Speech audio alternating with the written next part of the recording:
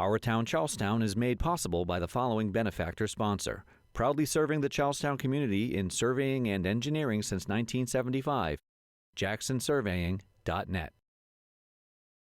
And by the Cross Mills Public Library Board of Trustees.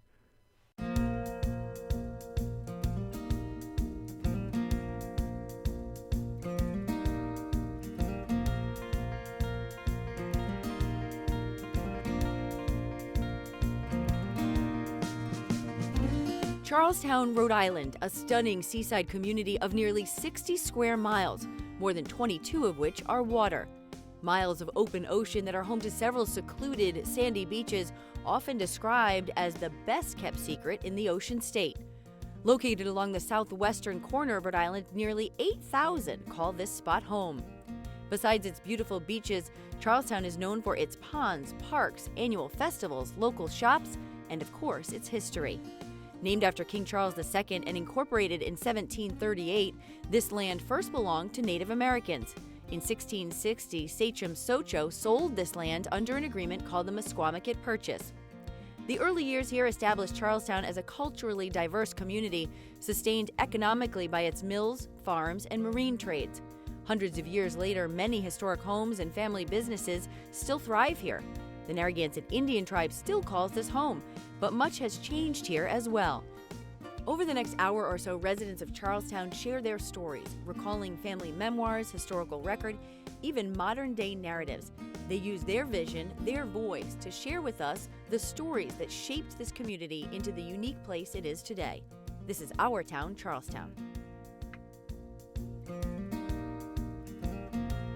The history of Charlestown is very diverse and quite old compared to some other towns.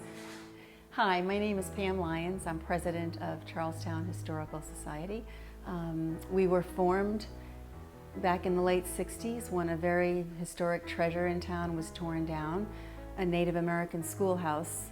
At that point, we realized that an organization needed to be formed to protect Charlestown's treasures for future generations.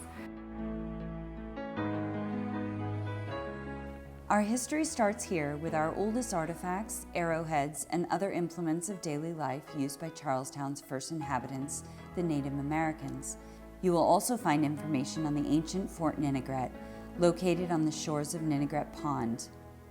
The fort is believed to have been inhabited by the Native Americans as early as 700 AD. In the 1600s, the Niantic merged with the Narragansett Nation and summered at the site. Here, there is evidence of interaction and trade with the Dutch. Also on display from this site is an arrowhead made from a European brass kettle, Dutch clay pipes, and other various ancient tools. In 1659, the Standin family became some of the first European inhabitants of what is now Charlestown, when Thomas Stanton acquired land in Quanaketog. Thomas was a Stonington-based trading merchant, known as Thomas the Interpreter because of his ability to speak native language. Legend has it that he was given the land by the Native Americans when he provided the necessary wampum to ransom their captured princess. His family would work and expand that land until their holdings encompassed an area of approximately 7 square miles, becoming one of the largest plantations in colonial Rhode Island. Although Charlestown was once part of Westerly in 1669, that was to change in 1738, when it was decided that the journey into Westerly for town business was much too arduous and dangerous. Charlestown separated from Westerly at that time and was named after King Charles II, the English king who granted Rhode Island its charter. During the Revolution, Charlestown sent their sons to fight in local militias and in the Continental Army, and many of them achieved the rank of officer. One militia officer of note was Captain Amos Green, Jr., who came from a prominent farming family. Another famous Charlestown figure from Revolution was General Joseph Stanton, Jr., the great-great-grandson of Thomas Stanton. General Stanton's military and political career spanned 50 years, and his resume included lieutenant, captain, colonel, brigadier general, major general, deputy in the state assembly, as well as congressman in the United States House of Representatives. Cross's Mill, or the village of Cross Mills, as it is known today, is located along the historic Old Post Road, which had its origins as a Native American trail. If you had been standing on this section of the Old Post Road in the 1700s, you might have waved to Benjamin Franklin and George Washington as they rode by on their way to Newport and Boston. In 1709, Joseph Cross, the son of Scottish immigrants, purchased a gristmill from Joseph Daval, and Cross's Mill came into existence. It would grow to become the largest commercial center between Westerly and Tower Hill, with a gristmill, blacksmith shop, stores, a post office, an inn, several meeting halls, and Charlestown's first meeting hall. As Charlestown moved into the 19th century, water power and the advent of the railroad shaped its future. Grist mills that once ground corn for food and sawmills that cut wood for housing began to produce textiles. Shannock, Kenyon, and Carolina. These three villages straddle the Pawtucket River, which divides Charlestown and Richmond. These villages developed around the mills, and many of the mill owners built good housing for their workers. Stores, banks, post offices, churches, and rail stations thrived. Quanaketag, or the much easier to pronounce nickname Quaney, is a beautiful seaside section of Charlestown. The name is believed to come from the Native American word for black fish, which were always plentiful. Quanaketag was one of the first sites of European settlement when in 1660, Thomas Stanton and his son built their first house there. As the generations went forward, the large plantations of the Stantons and Sheffields were broken into smaller plots, and by the mid to late 1800s, with the advent of better means of transportation, Quaney had become a popular beach resort, complete with a boardwalk, many guest houses, hotels, restaurants, a bowling alley, and a casino. On September 21, 1938, one of the most destructive and powerful hurricanes in recorded history struck a devastating blow to Quaney, washing away most of the beautiful summer resort it had become. Today, once again, it is a popular summer and year-round community.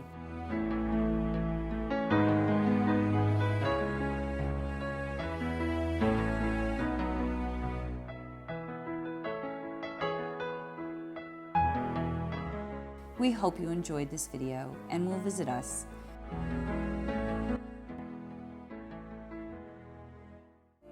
The house where General Standin was born still stands today along Route 1 in Charlestown and is known as the historic Wilcox Tavern.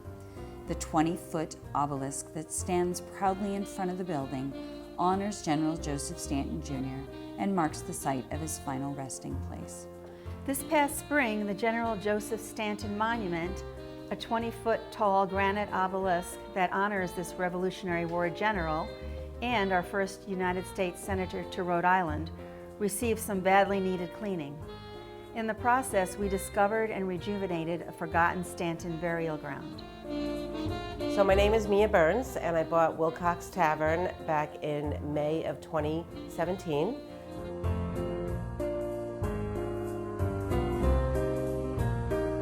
The tavern was closed for quite a few years when I purchased it in 2017, and we reopened it in September of 2017. So we've been open about a year and a half now. The Wilcox Tavern is a very unique property here. It's been built since 1730, and Joseph General Standin was born in this house and actually passed away in this house. What we've done is we've really kept it very true to the colonial era, that if you come and walk through here, you see the original 1730 floors. You see the historical colors that we've kept in place here, and we really encourage people to walk around. Take a look around at the different dining rooms, and then you can see the additions. There's one addition that was added on in the 1930s, and then there was another addition added on in the 1980s. The cuisine, we do some tributes to back in the day when Chef Rudy was here. We do have Rudy's pot roast here. We get our seafood locally up in New Bedford, Mass. We get our vegetables from local farmers right around here in Charlestown. Our cuisine is a little bit of the good old continental cuisine, which I'm kind of dating myself, but back in the 80s and 90s, that's what people used to know of was continental cuisine. One of the other things that we do here at the Tavern is we do offer a lot of promotions for the locals. We actually do a lot of things about the house of the 1730s. So we have the 1730 Stanton Special. The Tavern actually has 7 fireplaces.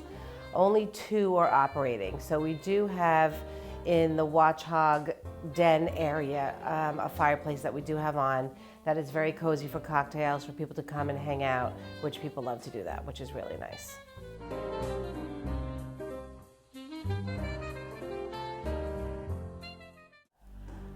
The General Standin is the second oldest continuously used inn in America. It's been an inn since 1790. The general that lived there is of the 3rd generation of Joseph Stantons. His great-grandfather was Thomas Stanton, the famous Indian interpreter who lived over in Stonington. And there is so much history that goes along with the Stanton family. Stanton's daughter married a Teft, Nathan Teft. And so way distantly along, I don't know how you go back through the generations, but we do have ties to the General Standin Inn. It stayed in the Stanton family until the year 1900. And then they sold it to a French count and a gambler. And this was, in the 20s, this was a big gambling place. All people, Diamond Jim Brady, all the big gamblers came here and gambled at the inn. And then along comes my husband, which we call Sonny, and we bought it in 1972.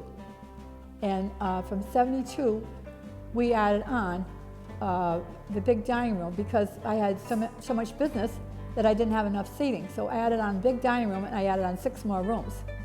I have kept the old part of the inn as it was. It was a big pavilion in the backyard that they used to have banquets and lobster, banquets and stuff like that. And I've got pictures of the girls that I put in long dresses and caps, standing on the front step of the inn with my mother-in-law standing there greeting my mother-in-law. And I said, this is how they would have looked in that time, period of time. I sold it, and in 2002, I sold it because my husband was ill. They bankrupted the place, and my husband had died, and I had to take it back. And I've been back, I'm going on 6 years I've been back there.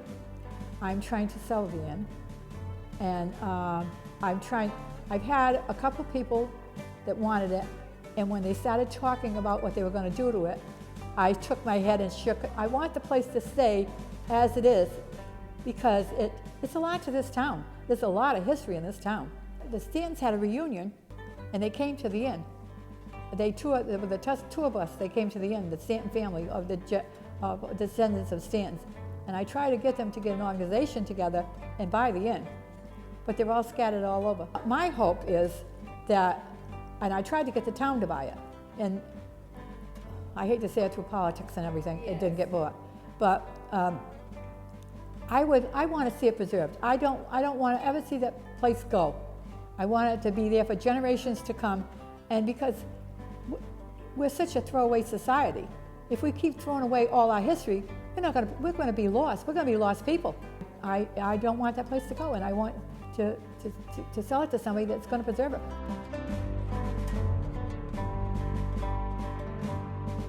Welcome to Charlestown, Rhode Island's 1838 District 2 Schoolhouse. This is a schoolhouse that stands on the National Register of Historic Places. It is 180 years old. This schoolhouse is one of 8 schoolhouses in the town of Charleston dating back into the 1800s. They were all one-room schoolhouses. It's a testament to Charleston's commitment to public education that they had 8 schoolhouses in this little sparsely populated town. This is not the original location of this schoolhouse. This schoolhouse was originally in Quanticottag and was moved here in 1973. The building was moved in its entirety. All the attention was paid to detail, and the dripstones that are outside this building are still the original dripstones that captured and stopped the rain from digging trenches along the sides of the house. As you enter the schoolhouse, you'll notice that there are 2 doorways. One was for girls and one was for boys. The boys school entranceway was set up so that they would come in, because quite often they had already been working on the farms early in the morning. They would come in and they would wash their hands. There was a pump station right as you entered the boys' door. This is not the original board to write on.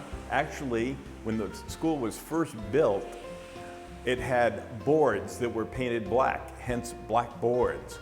And that's what was originally written on. Each student had their own little slate board back in the early days of the school, and that's what they wrote on. Paper was at a premium.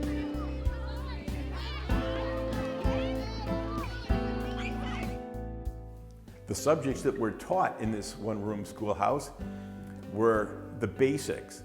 Basics such as reading, writing, and ciphering, what we today call mathematics. And it was so that the kids could basically read their Bible or other books all the way up to the classics. Most of the kids didn't attend school, but for about 4 to 6 years. We also wonder what kind of subject matter was discussed in class. Was it about local affairs? Did they discuss things about national affairs? Or did they discuss even international affairs? The map in the back of the schoolhouse is an Augustus Mitchell 1856 map. The map shows the United States at a time when just 8 years before the Mexican War was taking place.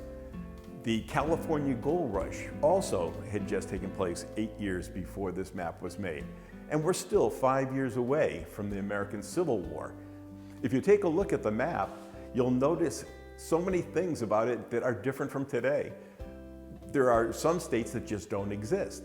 Nebraska Territory is a huge entity that includes now what is Montana, North Dakota, and South Dakota. Did the students discuss this?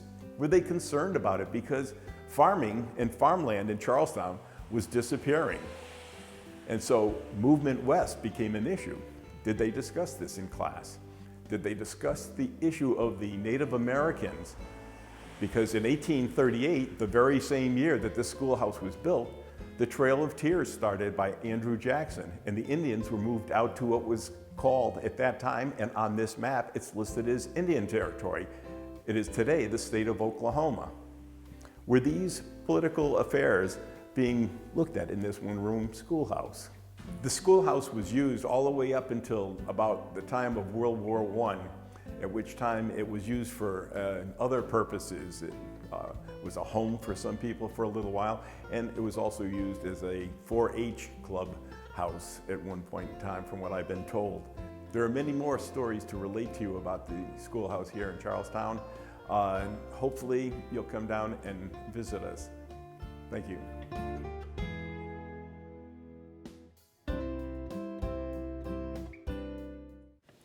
Buried here are parents, spouses, children, farmers, blacksmiths, and shoemakers, victims of epidemics, veterans and politicians, young and old, the wealthy and the poor. Together, they once made up a town. The Cross Mills Common Burying Ground was the only public burying ground in Charlestown. Although the oldest marked grave is from 1725, it's believed that the cemetery has been in use since the 1600s. Because of its age, the exact number of burials here is unknown, but it's believed to be over 300. Early graves were marked by mere fieldstones, which became relocated over time, or gravestones of fragile materials which ultimately deteriorate and disappear. Veterans of the French and Indian War, the American Revolution, the War of 1812, and memorial markers for those lost in the Civil War can be found in this burying ground. The collection of marked graves is a written history of Charlestown. On the stone of Augustus Burdick, who died in 1864, are the words, "Dearest Father, fare thee well." On the stone of Francis Noyes, who died in 1865, the carving reads, "Weep not my husband or children dear." And the inscription on the stone of 14-year-old Abby Burdick, who died of typhus fever, reads, "I saw her faint, I saw her sink to rest, another victim mid the dying throng." The Charlestown Historical Society has cleaned about 70 headstones, some raised from the ground, many carefully straightened and reset. The stone cleaning agent, which is the same used at Arlington National Cemetery, is donated by our cemetery committee chairman, Kurt Smith, who's done an excellent job of taking care of this cemetery for over 8 years. The ground is being mapped using GPS, and maps will be updated as we uncover cut stones that have fallen and been covered by sod. About 125 graves are marked by fieldstones only, and numerous unmarked burials have been discovered through ground-penetrating radar, and the work continues. The last week of May 2018, we unveiled the new Cross Mills Cemetery sign. Kurt Smith was instrumental in the creation of this sign, and we hope that his dedication and that of the Charlestown Historical Society Cemetery Committee will inspire others to care for their own local cemeteries.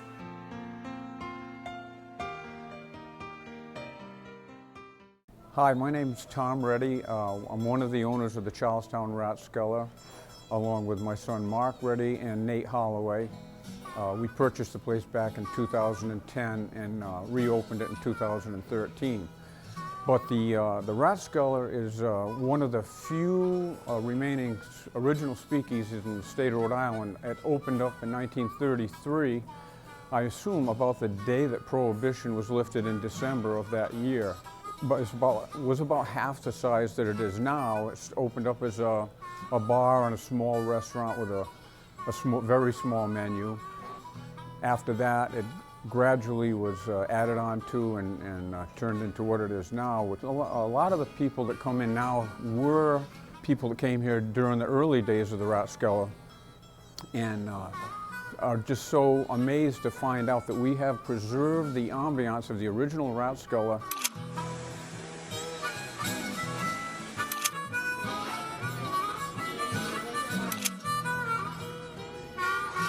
This is one of the old original Rathskeller menus. Broiled filet mignon, $4.75. Fish and chips, 90 cents. A lettuce and tomato sandwich, 30 cents. The Rathskeller has been famous ever since it started for its French fries and fish and chips. There's a secret recipe that is used for the French fries that I cannot divulge to anyone. To this day, they're made exactly the same way. There's a picture of the original Rathskeller from there again back in the 30s. Max Lenzner, my uncle, and his son Ray Lenzner ran the place after he passed away.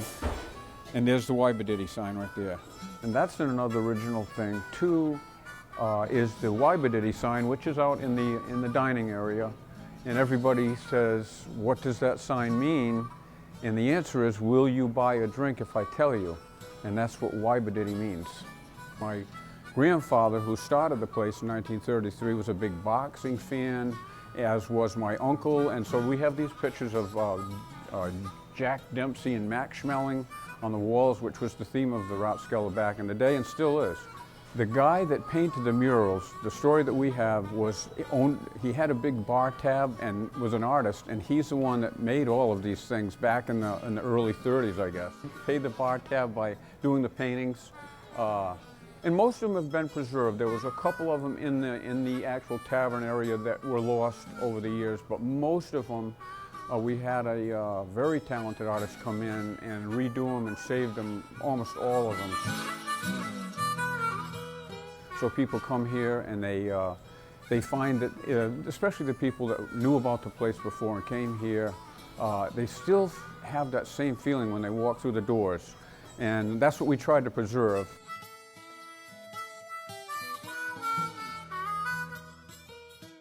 Matthew Pachelski. He's a volunteer on the Cross Mills Fire Department. Matthew was interested to tell the history of the fire department and the Ladies Auxiliary, because it's an all-volunteer group and they started in 1938. Prior to their formation in 1938, the area was hit with the 1938 hurricane. There was no fire department at that time, and from what we have learned, all of the bodies were brought to a community center for identification.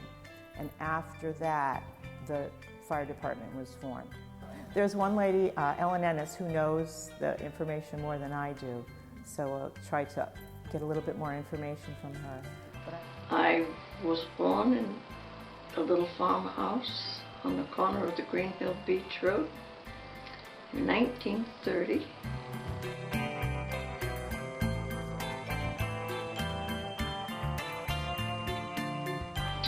And then the auxiliary was formed in 1939.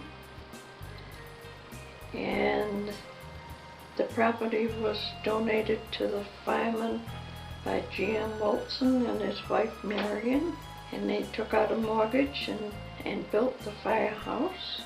And the firemen owned 51% and the ladies auxiliary owned 49%. And we had to take out a mortgage, and then we had to work our tail feathers off to pay it. We helped pay for the fire equipment and the supplies. We saved a lot of the money, and then I remember twice giving them money to pay for the Jaws of Life. We helped pay for Jaws of Life for them. Let's talk about your husband and his roles in the fire department. He was chief and assistant chief. It seemed like every time I turned around he was one or the other. The volunteers that we had, it was fantastic. They were so happy to be able to help. Roger and Lynn Quillen started the Thanksgiving dinners for the homeless, the elderly and the lonely and whoever. And we did that for 17 years, and it was fabulous. Perry Brown was one of a kind. He was very good to us whenever we had a fire at night. His store was open from 7 to 7. We like our little community. This is to pay tribute to those ladies and those original firemen in the beginning. Again, all the apparatus and everything wasn't funded by a district as we are today. So the interesting and important part of that beginning is how they did it with bean suppers, potlucks, breakfasts, anything and everything to make sure that this community had the fire apparatus it needed to save lives.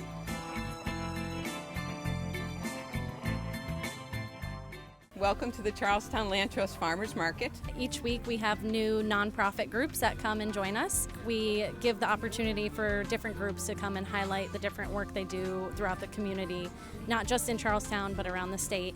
We support our farmers, we support open space and thoughtful development.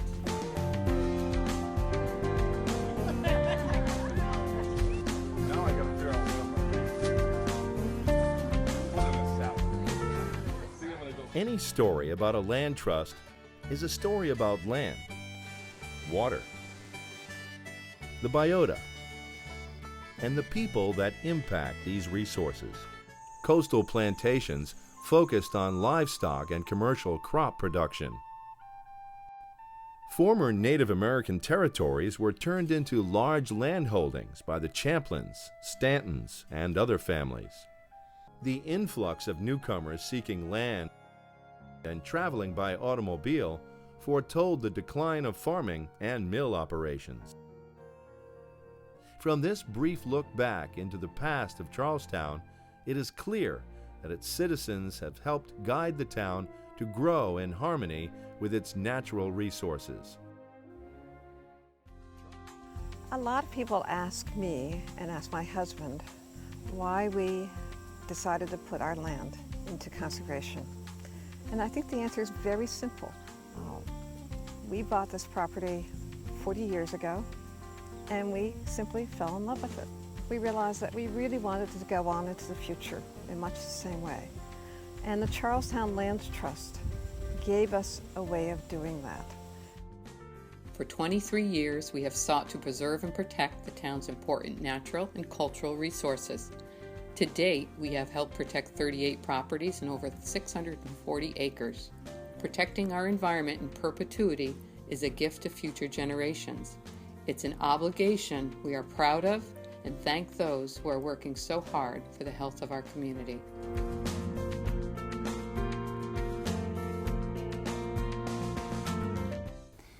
The year is 1943, and we are at war.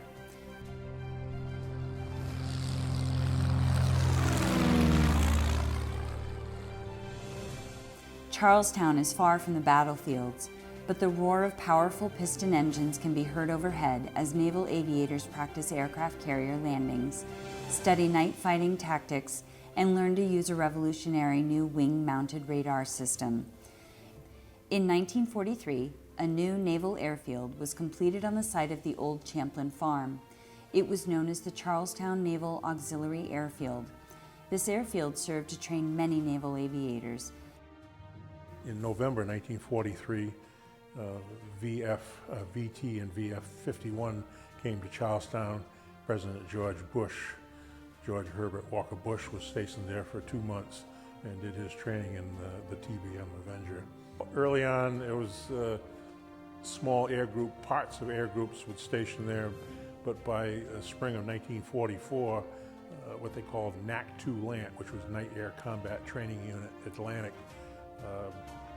headquartered itself at Charlestown, and that was the night fighter training operation.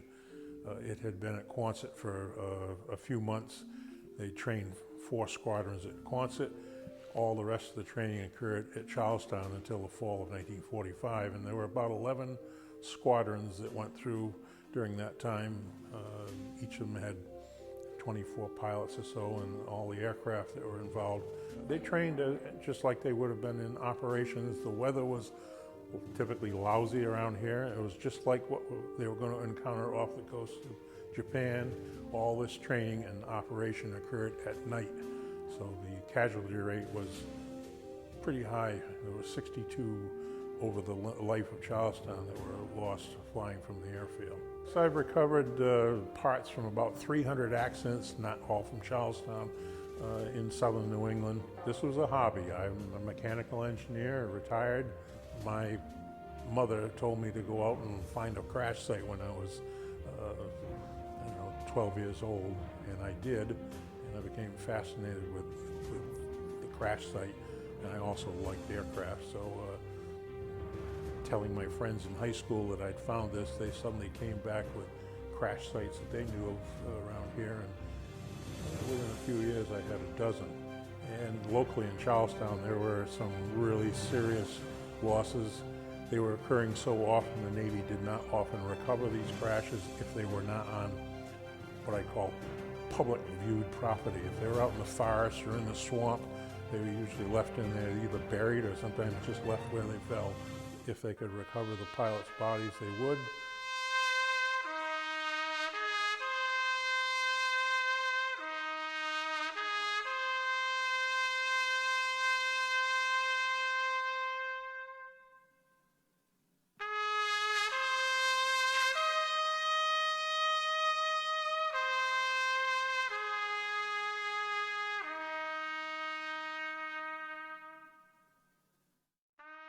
They were at the tops, they knew it, they were confident, and they were the best this country could provide.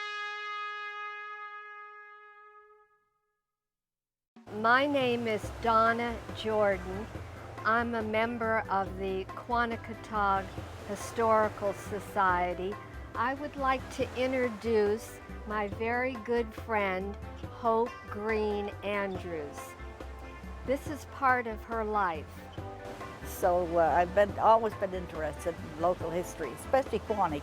Well, welcome to West Beach in Old Quanaketag.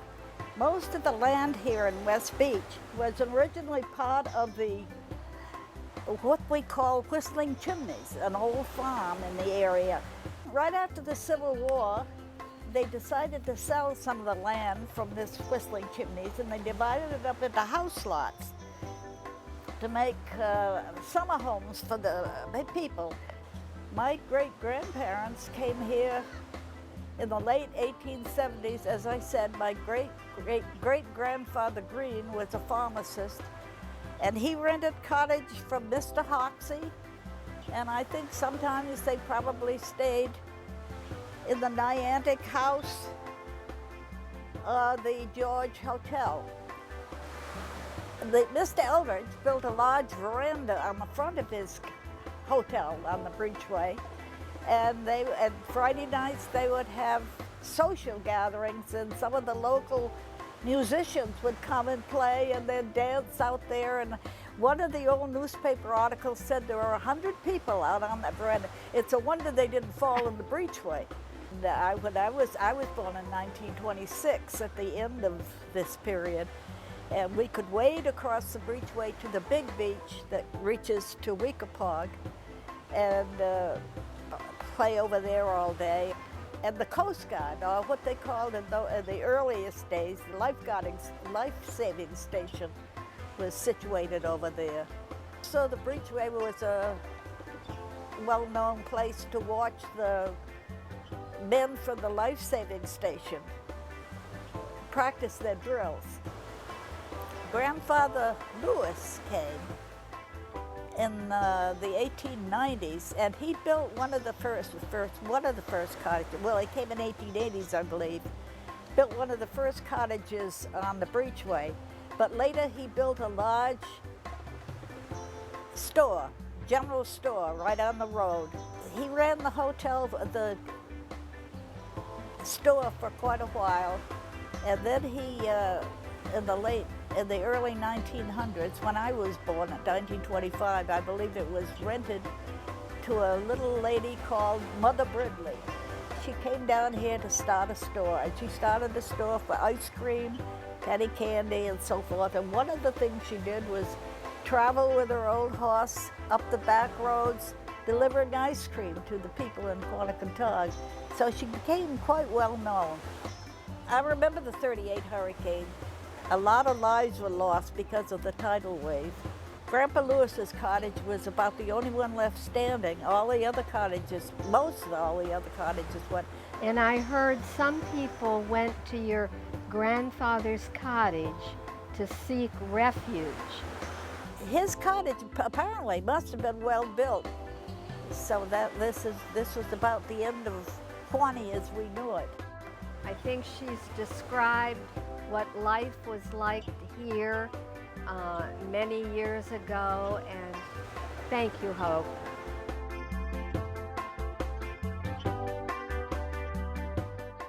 I have grown up in Charlestown, but my father's always run a business in Charlestown for almost 46 years now. Charlestown started to, grow in my heart even more as I started to get older. I realized how much of my family was in Charlestown.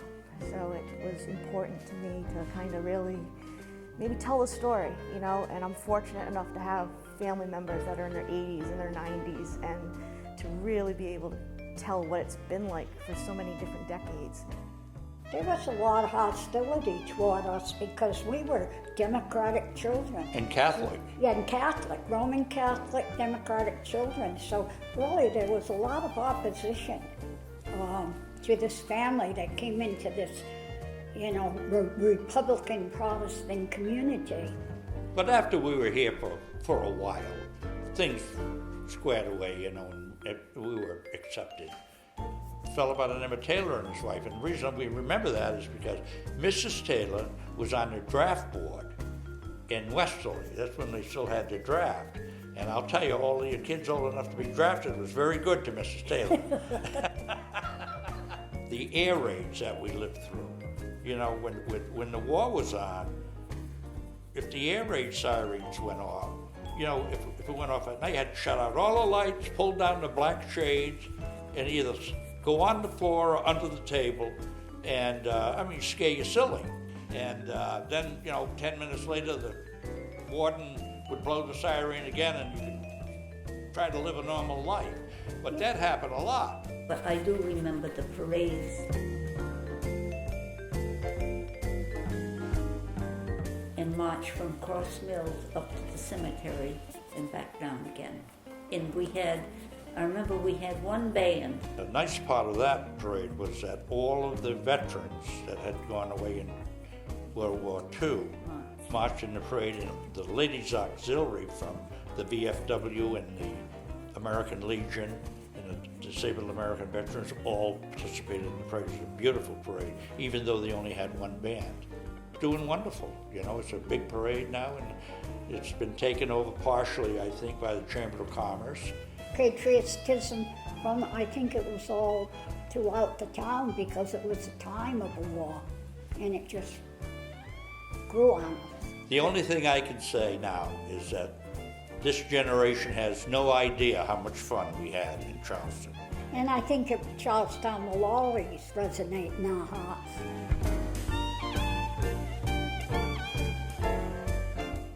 I just wanted to focus on Charleston by the Sea Association because of my family's involvement in the establishment of it.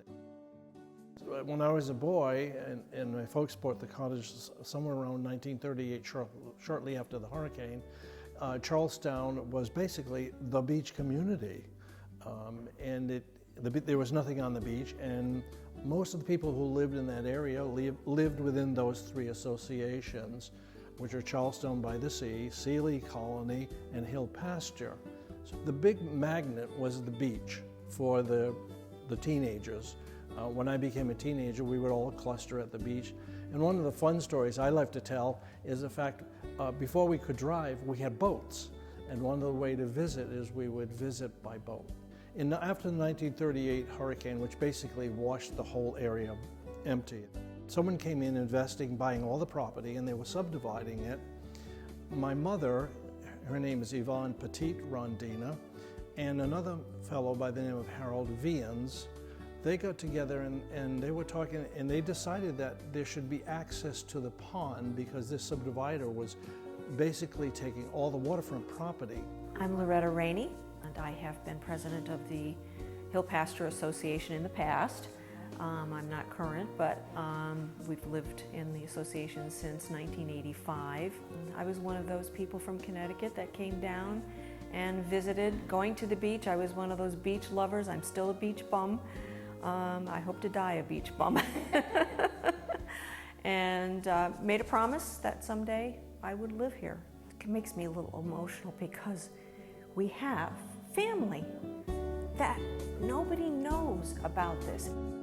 I want them to be able to understand what it was like living down here. We were just a little 650 square foot little house, but we packed 10 people in there and sleep and have fun, and couldn't wait to get to the clam shacks to get our clams and our fritters and chowder, and it was just it's a blast. It was just an absolute blast. I'm Eileen Harrington. We were renters in the Walter Lambert House at the end of Sealy Avenue from 1989 to 2001. It became a touchstone for me during the year when we would come up here for 2-3 weeks. I would bring it home and it would be this peaceful spot, a kind of the happy place. Since we've moved up here full time, sold the house in Norwalk, sold a little place in Tockwatton Cove, and put everything here, is the neighborliness, the sense of community, and the sense of community that goes back in time.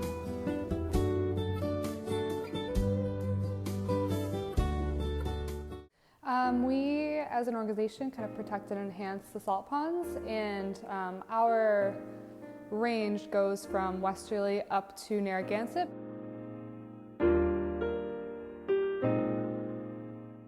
And I think that they're kind of the central point of tourism in Charlestown, that and the beaches, so people can relate to the story we tell. It's instead of going the scientific route or going kind of the protection route, we went just kind of sharing two stories of two people who are prominent on the salt ponds in Charlestown, and kind of the fact that they're there because of their love for the ponds and their love for the families.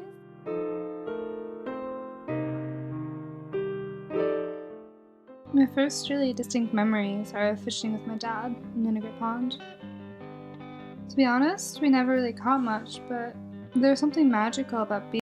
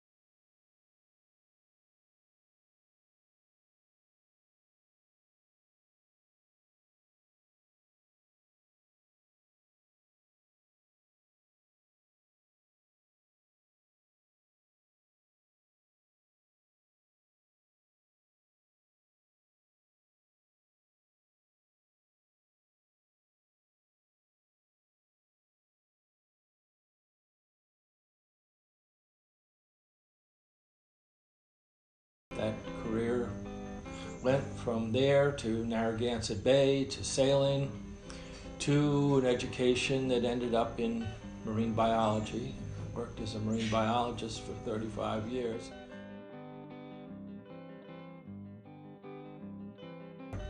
So fast forward all these years, now I have 2 granddaughters, and first thing we did when they were 10 and 9, we bought them kayaks and put them in the water, and so they're out on their own doing the kayak thing now.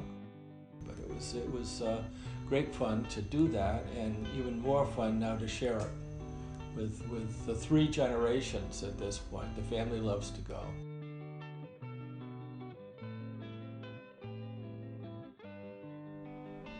My dad definitely wanted me to see everything and didn't shelter me from much.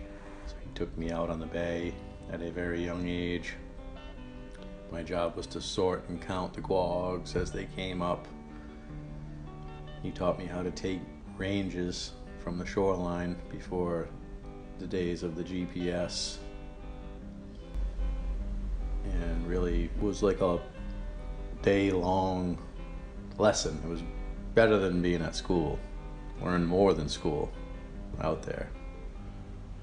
My great-grandfather and his family had a home on East Beach, and he used to come down by horse and buggy and would get around on his sailing canoe. So there was a great connection to the pond, made it really easy to decide to work there. My dad was always very present in the moment. Everything he'd ever done, everything he still does, he's into it, he's tuned in. And I think that's the core of the love for being on the water, is the changing elements and the need to be adapting and in tune with them. And I'm very thankful that he got me into being on the water, and I'm very thankful that I can give back. Welcome to Quanakentog.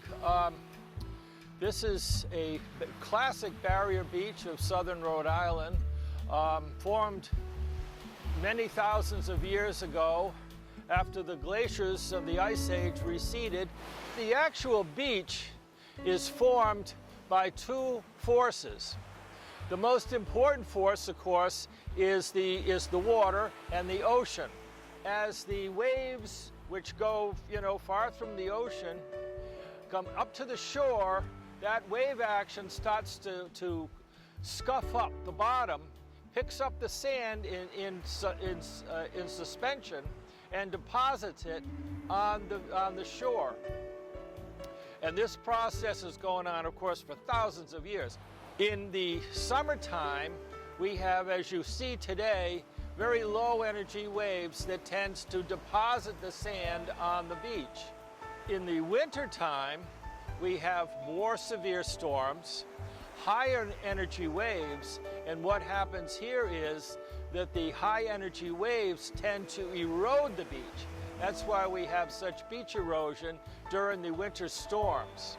Now, after a severe storm that we had after it was a hurricane followed by the blizzard of '78, this beach was very, very badly eroded to the extent that where we were standing was probably below, we were standing about 12 feet higher than the beach was at that particular storm. We have the factor of the water. We also have the factor of the wind. The sand is very dry, very fine, and almost like desert-like conditions. So when we have a good strong wind, the wind blows the wind-blown sand. If you look really closely at each one of these clumps of grass, you can see actually a little mound of the sand. Well, you think about this in terms of many years of deposition and collecting the wind-blown sand, and then you end up with what we call a sand dune. And the sand dune is vitally important here for several reasons. First and foremost, it's a barrier for flood protection At the same time, this is a supply of sand. So after a storm, a lot of the sand that's collected here can replenish the beach as well. So the most important part of this is our beach grass. And this is American beach grass. Not only does the beach grass collect the windblown sand, but the root system holds the dune in place. This is a one storm away situation. We've been working, personally I've been working on this for over 40 years to build this beach up in the condition it's in, weather permitting. But if we have a severe storm, we have a Hurricane Carol or a 1938 hurricane, we start from scratch.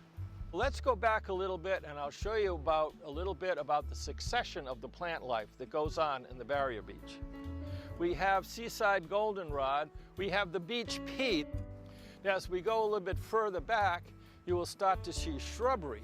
This whole south coast of Rhode Island is considered the Atlantic flyway, and our barrier beach communities are a resting point for migratory waterfowl. And that's one of the main reasons why so many of our barrier beaches, particularly in the Integral Conservation Area and the Quanticontog Beach Conservation Area, are maintained as bird habitat and wildlife habitat.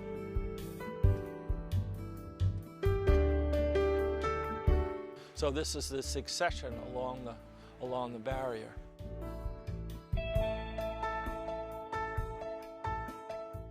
I'd like to start off by introducing myself. I'm Bill Coulters, my wife Kim, my sister-in-law Nina, our son Josh.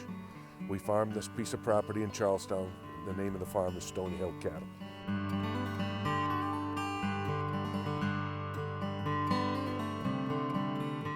We think it's the most unique part of Charlestown because it's not a beach.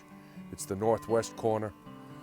There's a lot of open space here that people might not think that is here. Between the Carter Preserve, the Narragansett Indian Tribe, the Burlingame Management Area and Burlingame State Park, there's over 5,000 acres of protected land. This piece of property has been continuously farmed since the 1600s. Our grandparents, mine and Nina's, who are Emily and Benjamin Lutchka, purchased the property back in 1955 from the Kenyon family, who now have a farm over in West Kingston. We've been farming this ever since.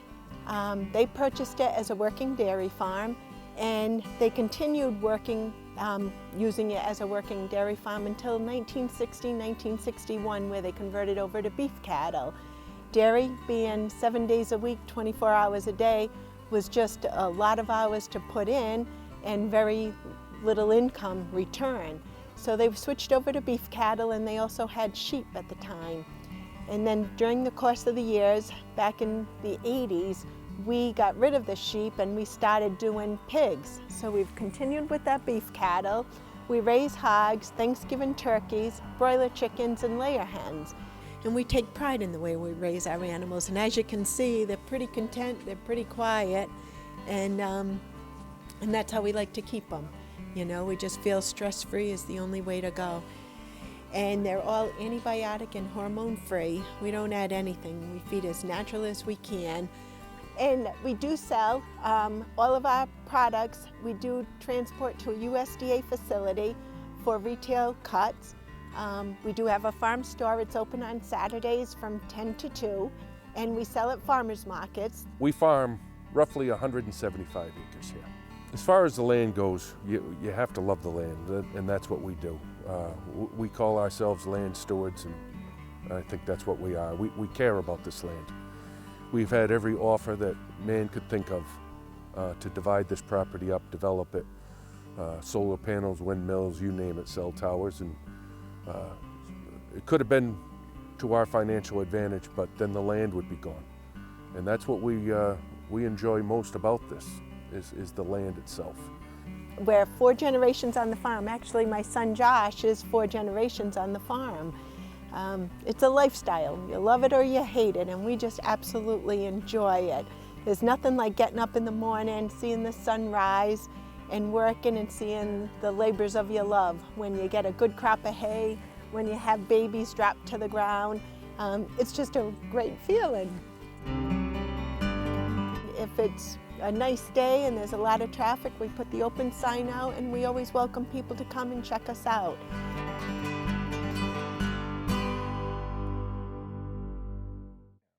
It's a unique place. You don't find other places like it.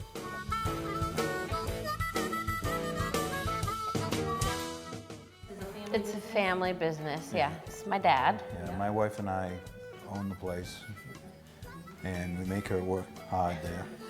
My son also works there. He takes care of the grounds, and he has his own little shop there. It was originally a dairy farm, started about the 1800 by a man named Browning. And then as time went by, the property ended up being sold to two school teachers from D.C., Bob Bankel and Ken Merrifield. And they had a vision to start a business, a little shop, selling curious things, odds and ends. And they began it in 1968, and they had the little shop in the front called the Umbrella Factory. We just heard that the name was, there was a hat full of different name choices, and they pulled the name out, and it happened to be the Fantastic Umbrella Factory that came out. I've been there since, I think, about 1974, so I just rented space from them. I started out, I make pottery, so I started out in the old barn, the original Umbrella Factory building, upstairs, making pottery right on site. The place has changed greatly since I've been there. The main event that was the biggest change there was a fire, and the Umbrella Factory building burned down, which was the old barn in the back. That burned down to the ground. That was in 1989. Word of mouth spread around, and whenever somebody has visitors from out of town, they always bring them there. And The Fantastic Umbrella Factory is like a conglomerate of, I would say, 6 different retail stores. There's a cafe, and there is a plant nursery. Also, we have gardens you can walk through. You can spend a couple hours there just walking around, enjoying the grounds, get a bite to eat, go in the shop and find a unique gift, just walk around and get lost and, yeah, enjoy, enjoy.